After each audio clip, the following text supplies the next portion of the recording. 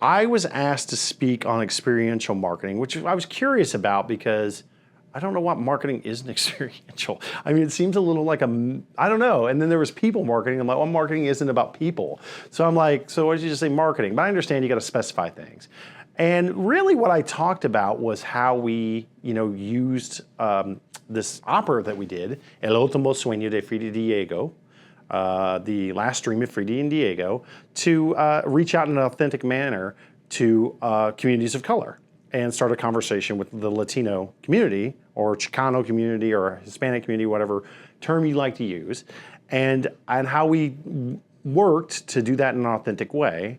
And how, like myself, and this is an attribute I think I come to this at, is how myself as big white guy from Indiana with a twang in his voice, how does he have qualifications to talk about these people of color, this brown community? And I don't, and I realize that.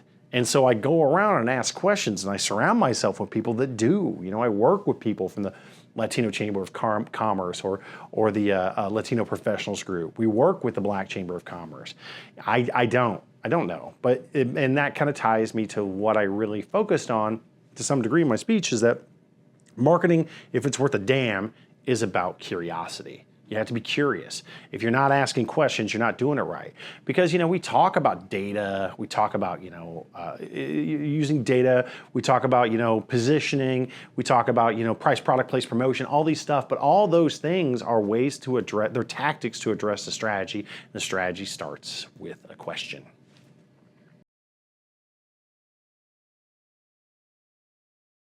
Get out of your own way. Shut up and listen. Good God, it's not about clicks, people. It's not about clicks. It's about, anybody read Seth Godin. Get out of your own way. It's not about clicks. The clicks are a product of the work. The work is telling a story and trying to elicit a response. And that's not a computer AI driven thing. That's a human thing. One of the things about theater, Wilder said it was the highest of all art forms because it's perpetually in the present tense. It's a human interaction.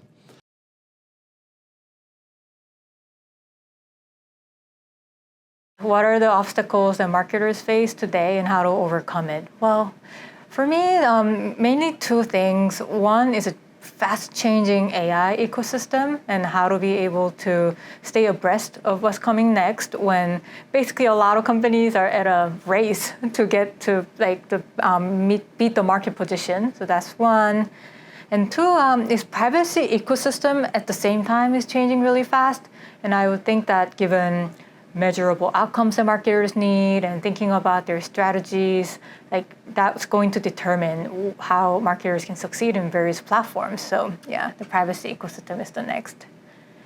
I would say for AI, really following the news, and also there are a lot of conferences in Europe that is talking about cutting edge AI solutions, and working at Meta, we actually do interact with them a lot. So I think that's one way that marketers can stay informed and know what's coming next in maybe 6 months, 1 year timeline. That's one.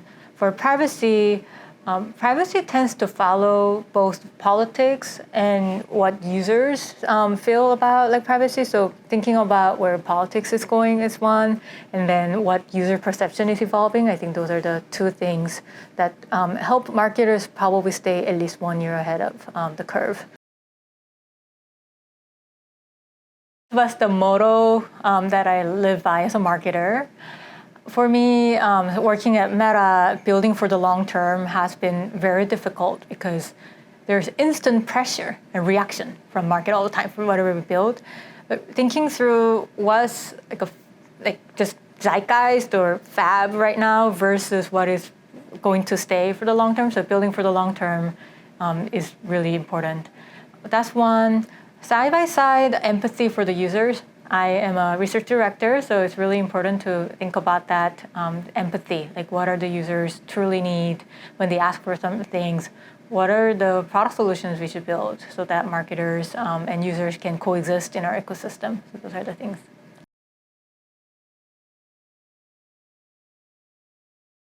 I had the opportunity to speak on the people marketer track today, and I think the attributes that really helped me be successful in this area is my ability to connect with people. It's the ability to connect with the community, employees, patients at our hospital, we're a hospital, and in other stakeholders, decision makers, and really be able to gather information from them and then utilize that information to impact our marketing in a positive way.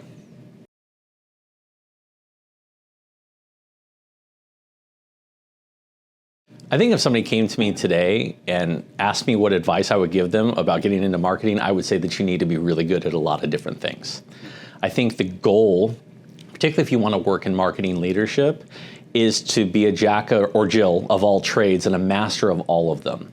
I think the days of leaders being one-trick ponies are gone. I think that you have to understand how to write, how to communicate verbally, how to edit, a little bit about graphic design and color theory and all these other areas. And I think that if you put that package together, it makes a formidable leader in the marketing space.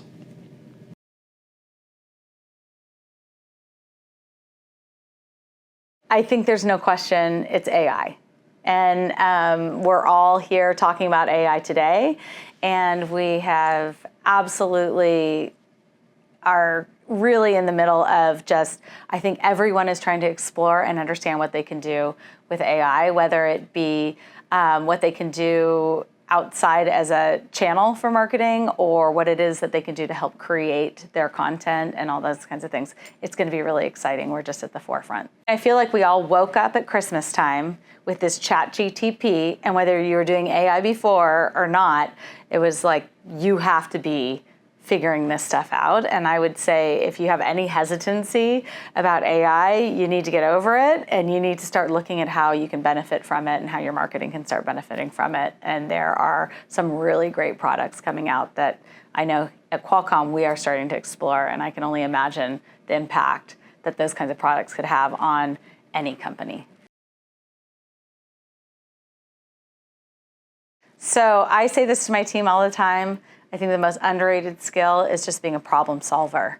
We do so many things in marketing, and we have so many personalities that we work with, and there are just so many obstacles that get put sort of in our way when we're trying to get to the goal line of whatever campaign or whatever creative we're trying to build.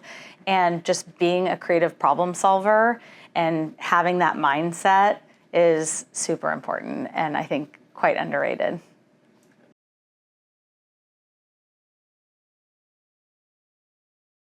For those who are going to choose a career in marketing or considering maybe even a career switch to marketing, here's my best advice to you.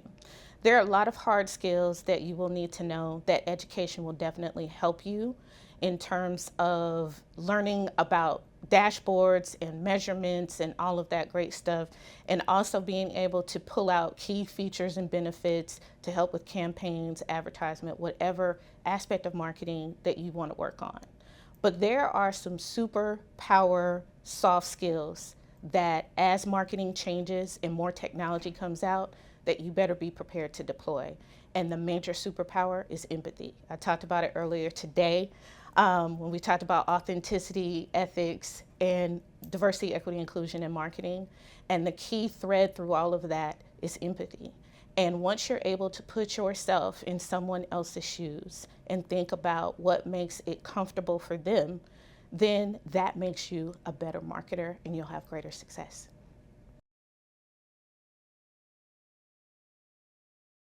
Marketing is such a fun, creative space that gives you the opportunity to be collaborative and creative. So getting to look at new products and services and figure out how can they help people and how can they serve people is your day-to-day job. But the advice that I would give you is make sure that you're talking to people, and the more face-to-face interaction you can have with the client, with the customer, is going to inform how you should talk about your brand, how you should present your product, and give you the opportunity to connect in a meaningful way.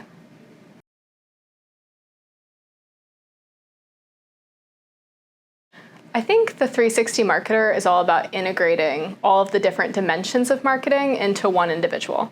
So the days of having these really large, complex, fragmented marketing teams is behind us, largely due to technology, where you have the ability to become proficient in a lot of different areas, whether it's copy or creative or production or editing, market research. And the 360 marketer's responsibility is to use all of the tools available to them to become as proficient as they possibly can at their trade, which is marketing.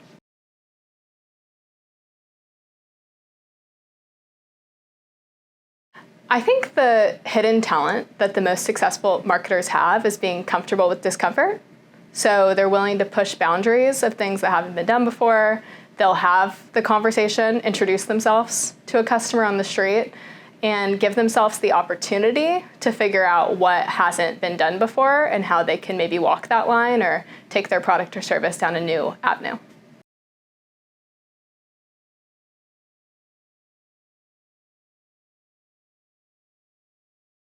My track was experiential marketing. I talked about 10 principles that we can take from experiential marketing to create content that the customer wants to engage with.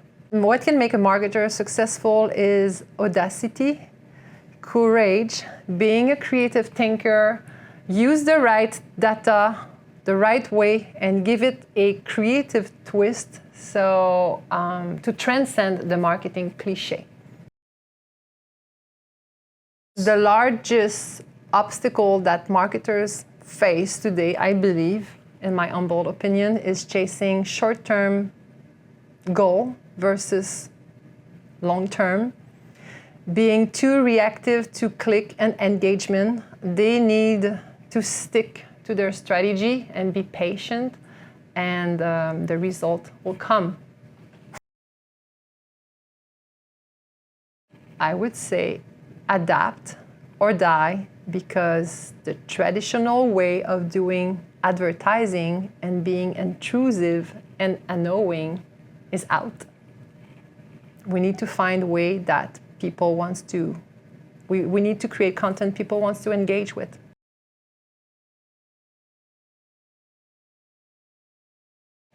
I think that marketing has evolved over the years, and marketers today, I think, need to focus more on data and analytics and being able to track their customers and know their customers and truly understand the consumer journey to get to their product.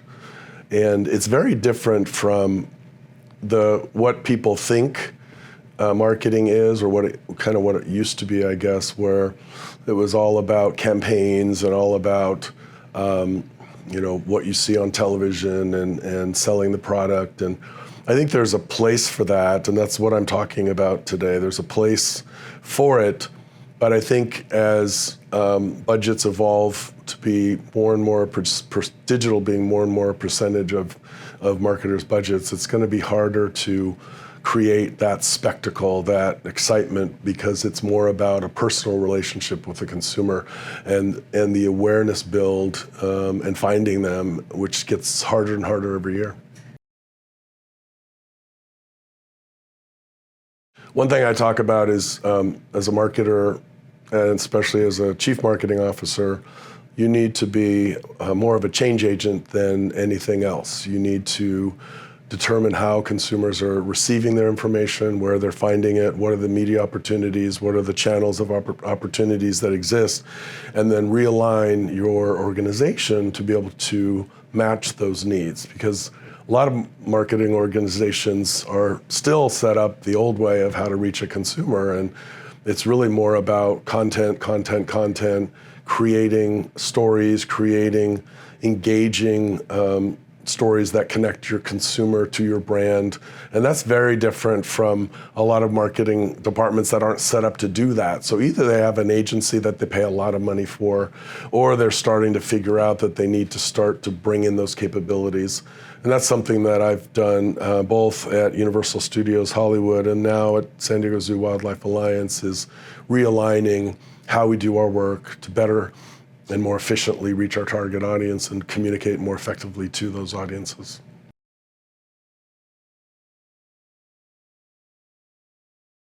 The track I spoke about today was experiential.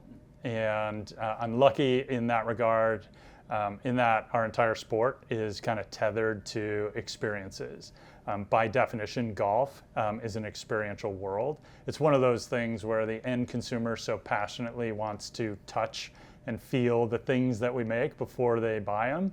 And so, there's a little bit of a bit of a head start in that regard, in that we know the consumer wants to experience things. So can we create an experience that just gives them the opportunity to do the things that they so naturally want to do?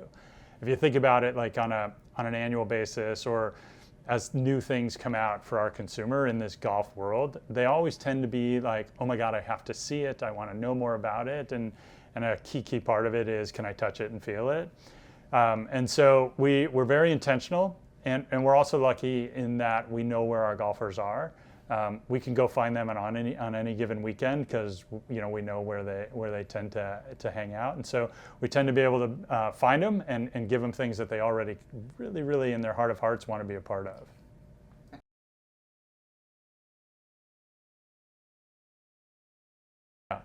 Okay, so the thing that as marketers we need to do today to be successful in the future, I think, is to truly understand how the consumer is evolving. Their behaviors are changing so quickly today. It's not the days where you can rely on kind of methodical calendars, but the digestion habits of the consumer are so much quicker. So can you keep up with their pace of play? So I spoke to the experiential track today. I moderated a fireside chat with the CMO of TaylorMade. And to be a successful experiential marketer, I really think you have to connect with the consumer, really understand what the consumer wants and needs and how they want to experience your brand and your product, and then take that forward in your marketing initiatives to include digital, how you show up in paid media, how you show up on TV commercials. I mean, it's a pretty expansive effort to do that well. My advice to future marketers would be to figure out how to combine psychology and communications, which really is the basis of marketing. So my majors are in psychology and communications because we didn't have a marketing degree when I got my undergrad. And it really did propel me forward to be able to understand how people think and then how they want to be communicated to, which is the basis of marketing. So that would be my advice. And then my second piece of advice would be to find something that you're passionate about, because I'm sure other people have answered the same way, but you can only really market something that you truly love. So find something that you're passionate about. I had the chance to speak in the AI marketing, the AI marketing track, friend, foe, or revolutionary. And I think for people to be successful today, especially when it relates to AI, is you have to get your arms around a real convoluted set of technologies. And you also have to figure out what you're trying to do with it. I think the other thing that marketers have to realize with AI is starting to push aside what is not AI and what actually is AI. And the panel is on today. The folks did a great job, because we had an academic, we had an investor, we had a marketing technologist, and I'm a strategist by trade. So we got to hear four very diverse backgrounds on what AI is. I think the consensus of the room is not to be afraid of AI. I think the other consensus of the room is there's a lot more learning people have to do. So the future trends in marketing are probably not that dissimilar from the trends in just business in general. And so, at the business school at San Diego State University, we're really hyper-focused on the changing roles for all business users with regards to artificial intelligence. It's really unclear how things are shaping up in the next 5 to 10 years, but it's clear that we have such a new technological shift that it's going to require quite a lot of new technology, new training, new education, and new tools. So marketers are going to have access to incredible technologies that can allow them to analyze data, to provide incredible customer service opportunities using conversational robots. So I think that generally speaking in business, the future is probably humanoid robots that are going to be more and more able to support us in more complicated roles that we normally used to think machines couldn't do. things that require soft skills, things that require conversational skills, language skills, interpersonal conversations. So not just back room functions of analyzing data, but actually front in marketing and entertainment and interactions. Well, I'm an AI guy and a venture capitalist. I think the biggest thing as an obstacle that marketers face is that they don't actually have any idea what's to do in the next generation of marketing at any time. It's also the biggest opportunity, but they've already seen that. Platforms change. Facebook used to convert, now it doesn't, other things. It's always just seeing around the corner. Don't take themselves too seriously. Yeah, in many of our portfolio companies, the best marketing strategies that have worked now really lean hard into authenticity and very long-term relationship development with every listener. Like, we don't care about total view count. We care about the 300 most engaged people and really not even retarget them. There's no such thing with us as a marketing message. Every message should have content that adds value to them. If they read our message, they got something out of it, and a pathway for them to get more. So give before you get pays off great. Quality over quantity is even better, and it's a lot less expensive.